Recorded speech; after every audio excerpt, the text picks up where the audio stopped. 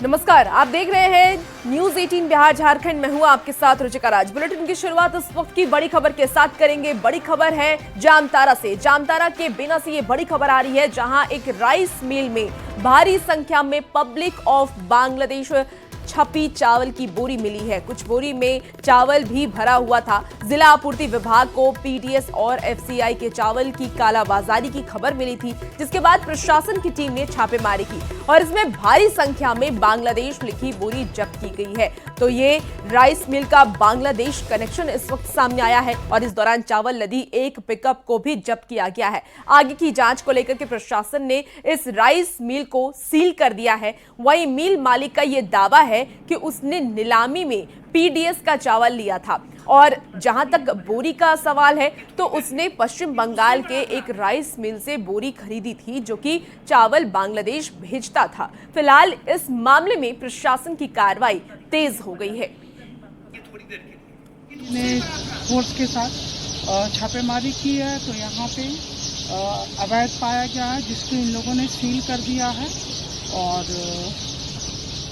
मैं ये भी कहना चाहूँगी कि बाकी लोग भी सचेत हो जाएं कि अगर इस तरह का मामला कहीं भी पाया जाता है तो हम बख्शेंगे नहीं, उन पे कार्रवाई होगी। क्योंकि ये बरामद हुआ है जी, अवैध पीडीएस का चावल भी बरामद हुआ है। इन लोगों चावल जो है वो पीडीएस का और गवर्नमेंट का लिया जा रहा है, साथ ही साथ बाहर से भी तस्करी हो रही है। तो रिपब्लिक ऑफ बांग्लादेश का यहाँ बहुत सारा बैग मिला और चावल एक गाड़ी है, उस जांच का विषय है। फोर्टिफाइड राइस है 36 बैग, उसकी जांच की जा रही है। वो जांच के बाद वो पता चलेगा। डील है, अब तो दिया जाएगा। नहीं देंगे तो फिर आप क्या, अब नहीं तो सील कर देंगे डील को। मैंने यही एक बार सील ही कर देंगे। तो उसी समय समझ गए थे कि ये कितना भी बात कर लीजिए, ये सील करना ही है इसको। जबकि बताया कि हम लोग 16,000 कुंटल धान चावल एफसीआई से ऑप्शन में लिए थे, उसी का चावल है। बांग्लादेश का जो बोरा बोला जा रहा है, वो बोरा बांग्लादेश एक मिलर यहाँ का बर्दवान का या शायद कहाँ का मिलर है, वो बांग्लादेश चावल मैंने भेजने के लिए हमसे माल खरीदा था, तो अपना पैकेट हमको भेजा था। वो पैकेट मेरे पास में कुछ बच गया था। चावल के कालाबाजारी पर अब इरफान अंसारी का भी बड़ा बयान सामने आया है। राइस मिल मामले को लेकर के इरफान अंसारी ने एक बड़ा खुलासा किया है। राइस मिल मालिक पर यह खुलासा इरफान अंसारी की तरफ से किया गया है। आपको बता दें कि इरफान अंसारी ने कहा है कि मिल मालिक का बांग्लादेश कनेक्शन है। पहले भी दवा घोटाले में वो जेल जा चुका है। जो भी दोषी होंगे उन पर सख्त कार्रवाई की जाएगी। पूरा मामला बेहद चौंकाने वाला है, ऐसा इरफान अंसारी ने कहा है। तो इस वक्त की आपको बड़ी खबर, जहां चावल के कालाबाजारी को लेकर के अब इरफान अंसारी ने भी एक बड़ा खुलासा कर दिया गया है। राइस मिल मालिक पर उन्होंने ये खुलासा किया है और कहा है कि मिल मालिक का बांग्लादेश कनेक्शन है। पहले भी वो दवा घोटाले में जेल जा चुका है और जो भी दोषी होंगे वो बख्शे नहीं जाएंगे, ये इरफान अंसारी ने कहा है। और जहाँ तक मुझे जानकारी है, जो संचालन करता है उनका पहले से बांग्लादेश में लिप्त है और दवाई घोटाला में वो जेल जा चुका है बांग्लादेश में। और अब ये मामला आ रहा है तो बड़ा चौंकाने वाला मामला है। इरफान अंसारी यहाँ का विधायक भी है और इतना बड़ा गोरधंधा चल रहा था, किसके सहायता चल रहा था, इसके मास्टरमाइंड कौन है, कौन इसका देखरेख कर रहा था, ये तो जांच का विषय है और सरकार ने संज्ञान में लिया है। मैं निश्चित तौर पर अपने आवाम को कहना चाहता हूँ, जो भी दोषी होगा। अब जामतारा के राइस मिल से बांग्लादेश लिखे बोरे में एफसीआई का चावल मिलने से सियासत भी तेज हो गई है। एक बार बीजेपी ने बांग्लादेश घुसपैठ का मुद्दा उठाते हुए कहा है कि बांग्लादेशी चावल मिलना कोई बहुत बड़ी बात नहीं है। जामतारा बांग्लादेशी घुसपैठ का गढ़ रहा है। कहते हैं केंद्र माना जाता है बांग्लादेशी घुसपैठ के लिए, और घुसपैठियों को बहुत बड़े पैमाने पर वहां बसाया भी गया है। अब तो बांग्लादेश का चावल भी मिल रहा है और सबसे महत्वपूर्ण बात, वो खाद्य एवं आपूर्ति मंत्री माननीय इरफान अंसारी जी का होम कॉन्स्टिट्यूंसी है। तो माननीय मंत्री जी के होम कॉन्स्टिट्यूंसी में, जिनके पास खाद्य और आपूर्ति विभाग है, इस तरीके से खाद्य और आपूर्ति की क्रॉस बॉर्डर स्मगलिंग हो रही है, इस पर रोकथाम लगनी चाहिए। और ये बहुत एक जो ऑर्गेनाइज्ड गैंग है जो इस कार्य को करता है, इसके पीछे घुसपैठियों के हाथ से इनकार नहीं किया जा सकता। पूरे मामले की गहराई से तफ्तीश करनी चाहिए। और इस पूरे मामले में कांग्रेस प्रवक्ता राकेश सिन्हा ने भी अपनी प्रतिक्रिया दी है। राकेश सिन्हा ने बीजेपी पर निशाना साधते हुए ये कहा है कि हमारे विभागीय मंत्री ने तुरंत संज्ञान लेकर राइस मिल को सील करते हुए जांच का आदेश दिया, लेकिन बीजेपी इसमें अपना स्वार्थ ढूंढने में लगी हुई है। आदेश दे दिया गया कि आखिर वो बोरा कहां से आया, उसकी जांच भी होगी और राइस मिल सील भी है। तो हमें लगता है कि कार्रवाई अगर हम त्वरित गति से कर रहे हैं तो स्वाभाविक तौर पे भारतीय जनता पार्टी इससे बेचैन हो जाती है। एक तरफ कार्रवाई ना करें इसके लिए भारतीय जनता पार्टी बेचैन है, कार्रवाई अगर कर देते हैं तो भारतीय जनता पार्टी बेचैन है, क्योंकि अब भाजपा के पास महागठबंधन सरकार ने कोई जनहित का मुद्दा छोड़ा ही नहीं है। और जामतारा में राइस मिल से पब्लिक ऑफ बांग्लादेश की बोरी मिलना और पीडीएस का चावल मिलने पर अब कई सारे सवाल खड़े हो रहे हैं। सवाल ये है कि आखिर कब से ये धंधा चल रहा था, अधिकारियों को इसकी भनक आखिर क्यों नहीं लगी, अधिकारी हाथ पर हाथ धरे क्यों बैठे रहे, इस रैकेट की में और कितने बड़े रसूखदार शामिल हैं, क्या पूरे रैकेट की जड़ तक पुलिस पहुंच जाएगी, क्या सामने आएगी इस रैकेट की पूरी सच्चाई, ये तमाम ऐसे सवाल जो अब लगातार पूछे जा रहे हैं। और इस पूरी खबर पर निरंजन न्यूज़ 18 संवाददाता हमारे साथ फोन लाइन पर जुड़ चुके हैं, उनसे इन पूरी जानकारी लेंगे। निरंजन, काफी सारे सवाल हैं, लेकिन सबसे पहला सवाल यही कि कब से ये धंधा चल रहा था और पुलिस को इसकी जानकारी कब लगी? देखिए, भारतीय खाद्य निगम FCI food corporation of India का जो बोरा है बांग्लादेश का, पर जो लिखा हुआ मिला है, ये बहुत गंभीर विषय है, क्योंकि आपने देखा कि चुनाव के समय भी लगातार बांग्लादेशी घुसपैठ को लेकर के भारतीय जनता पार्टी चुनावी मुद्दा बनाई हुई थी। अब जबकि जामताड़ा में जो मिला है, कहीं न कहीं इस बात का संकेत है कि पूरी तरह से अपने आगोश में प्रदेश को ले चुका है बांग्लादेश। इस बात की साफ तौर पर जांच का विषय है, क्योंकि जो विभागीय मंत्री इरफान अंसारी, वह राइस मिल को प्रशासन के द्वारा सील करवाया है। 32 क्विंटल चावल बरामद भी हुए हैं। अब देखना यह है कि जो जांच सामने निकल के आती है वो क्या सिर्फ जामताड़ा तक है या फिर झारखंड के अन्य 24 जिलों में इस बात को संकेत मिलेंगे, क्योंकि जामताड़ा बीच में पड़ता है, संथाल में एक जिला है और विभागीय मंत्री का वह क्षेत्र भी है विधानसभा, तो कहीं न कहीं संथाल परगना क्षेत्र में आता है।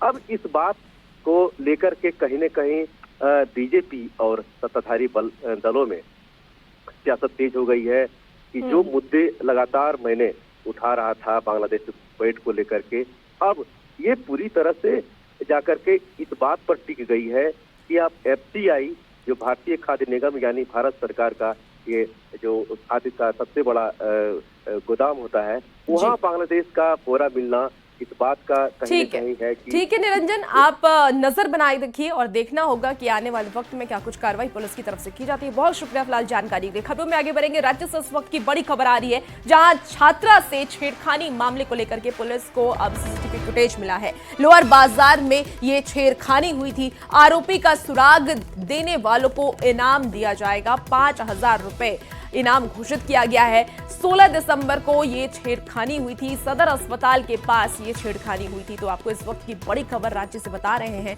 जहां CCTV से अब पुलिस छानबीन में जुटी हुई है। CCTV के आधार पर अपराधियों को पकड़ने की पुलिस तमाम कोशिशें कर रही है। और इसके साथ ही आपको बता दें कि लोअर बाजार में ये छेड़खानी हुई थी। आरोपी को पकड़ने वालों को 5000 रुपए का इनाम घोषित किया गया है पुलिस की तरफ से। 16 दिसंबर को ये छेड़खानी हुई थी, सदर अस्पताल के पास ये छेड़खानी हुई है। तस्वीरें CCTV की जो तस्वीर है वो इस वक्त आप अपनी टीवी स्क्रीन पर देख रहे हैं।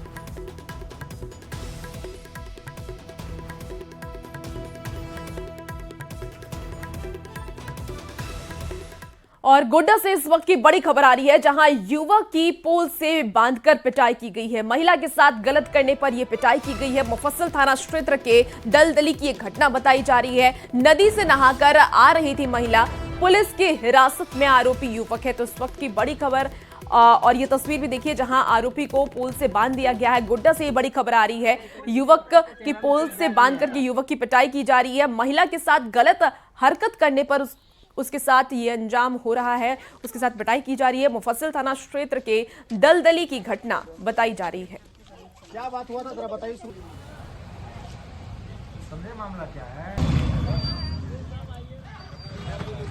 और इसी बीच गुमला से भी बड़ी खबर आई है, जहां महिला को जिंदा दफनाने की कोशिश की गई। पति के शव के साथ दफनाने की कोशिश की गई है। ससुराल के लोगों ने पिटाई की, डायन का आरोप लगाया और ये आरोप लगाकर उसकी पिटाई की गई। मायके में रह रही थी महिला, तो पति भी ससुराल में ही रह रहा था और पति की मौत के बाद ससुराल वाले उसके मायके पहुंचे। तालाब में डूबने से हुई है संदीप लोहरा की मौत। तो बड़ी खबर इस वक्त आपको गुमला से बता रहे हैं। पति के साथ मायके में ही महिला रह रही थी और पति के मौत के बाद अब महिला को भी जिंदा दफनाने की कोशिश की गई। चाहे कोई लथियार है, कोई चोटी पकड़ के घिसरा रहा है, कोई लाठी ला के खोचड़ रहा है। मेरा प्राइवेट पास आसपास भी उन लोग लाठी से मारा है और हमको डाइन बोला है कि तुम मेरा बेटा को तुम खाइए है, ये की है कि बहुत सारा वहाँ पे, मतलब मेरा माँ बाप भाई बहन सबको ही मारा है, वहाँ पे किसी को नहीं छोड़ा है। धनबाद के गोपीनाथपुर कोलियरी में MDO मोड परियोजना के वर्चस्व को लेकर के भाकपा माले गठबंधन और बीजेपी समर्थकों के बीच हिंसक झड़प और पत्थरबाजी हुई। निरसा पुलिस ने दोनों पक्षों के खिलाफ मामला दर्ज कर 2 आरोपियों को गिरफ्तार किया, जबकि अन्य की तलाश जारी है। मंगलवार को इंडी गठबंधन के समर्थक कोलियरी परिसर में धरने की तैयारी कर रहे थे, लेकिन निरसा CO रमेश दास ने धारा 183 लागू कर उन्हें रोका और धरने के लिए 300 मीटर बाहर जगह देने की सलाह दी। नोटिस दिया है अनिश्चितकालीन धरना का, वो धरना यहाँ पर जारी रहेगी। प्रशासन ने 144 लगाया, वो हम लोगों ने उसका परिधि से बाहर अपना पंडाल फिर से बना रहे और कंपनी की काज बंद रहेगी जब तक इसकी समाधान नहीं होती है, वो चलेगी आंदोलन।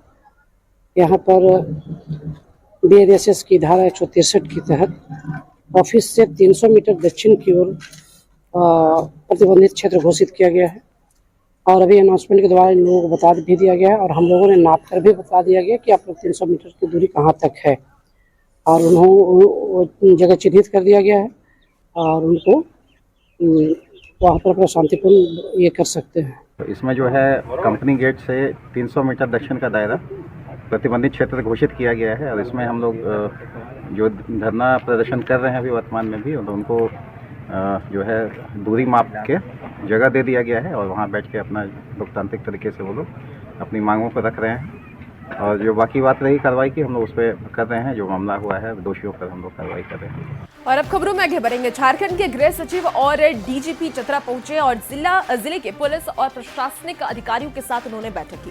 बैठक में उन्होंने अफीम की खेती पर पूर्ण रोक लगाने का निर्देश दिया और अधिकारियों को अभियान चलाकर इसे नष्ट करने की बात कही। अफीम उगाने वालों की पहचान कर उनकी संपत्ति अटैच करने और तस्करों के खिलाफ कड़ी कार्रवाई करने का निर्देश भी दिया गया है।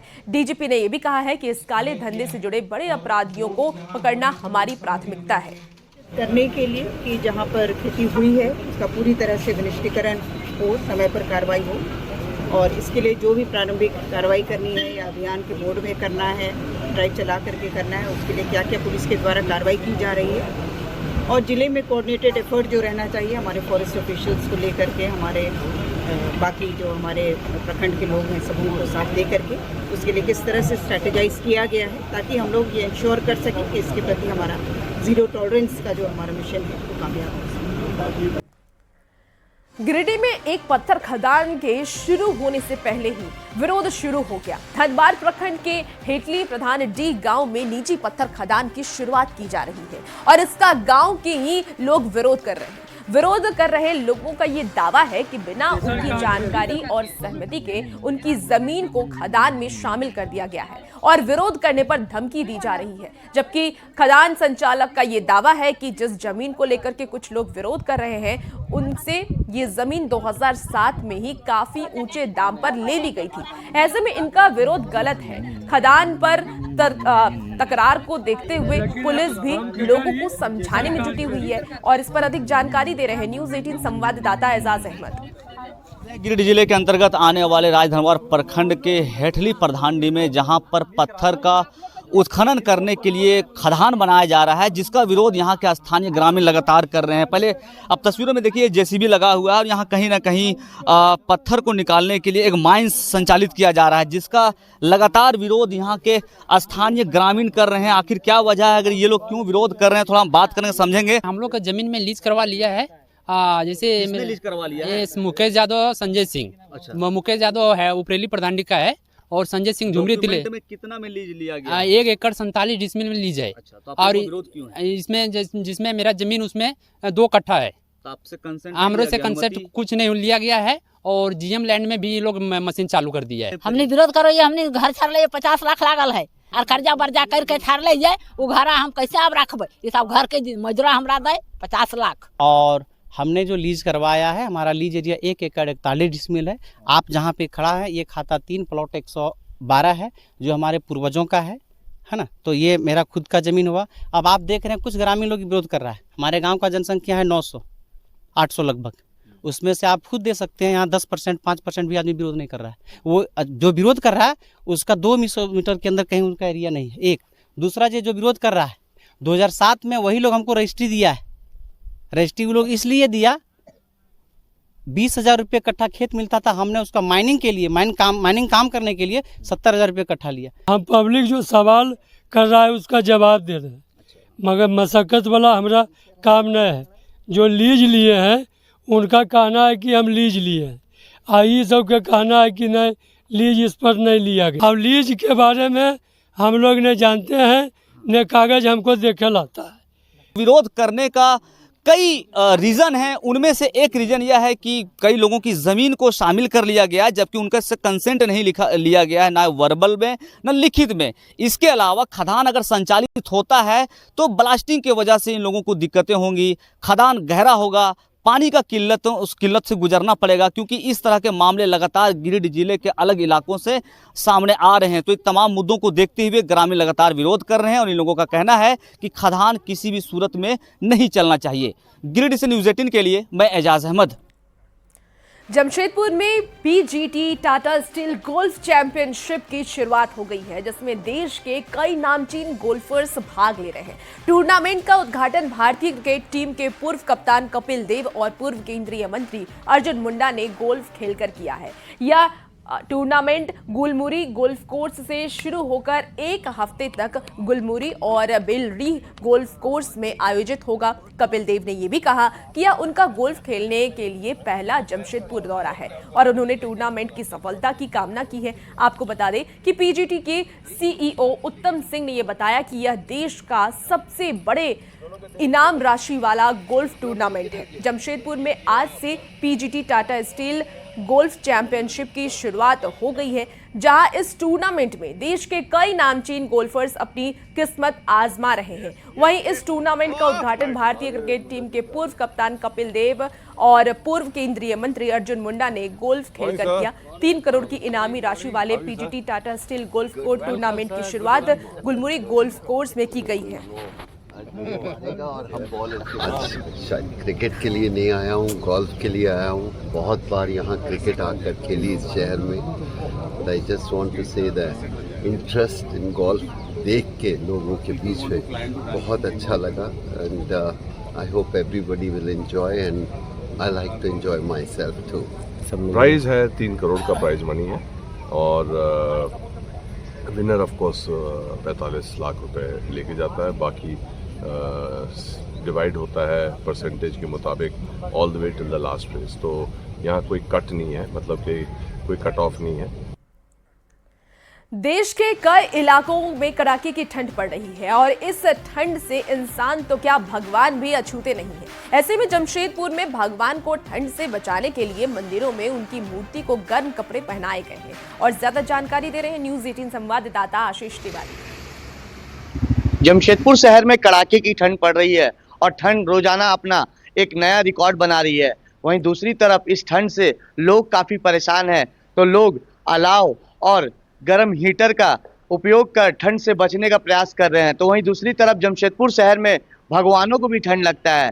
जी हाँ, अब मैं एक ऐसा मंदिर दिखा रहा हूँ जहाँ आप देख सकते हैं कि मंदिरों में जो देवता रहते हैं उन्हें किस तरह ठंड से बचाने के लिए यहाँ पर देखिए कि किस तरह भगवान हनुमान जी की ये प्रतिमा है और देखिए किस तरह इन्हें पूरी तरह से कंबल ओढ़ाया गया है। हालांकि हिंदू संस्कृति में कहा जाता है कि जो भी देवता का प्राण प्रतिष्ठा किया जाता है उसके बाद उन मूर्तियों में उनकी जान जो है वो आ जाती है और उसके बाद उन्हें भी ठंड लगता है। इसी तरह मैं आपको पूरे मंदिर की तस्वीर दिखाऊंगा।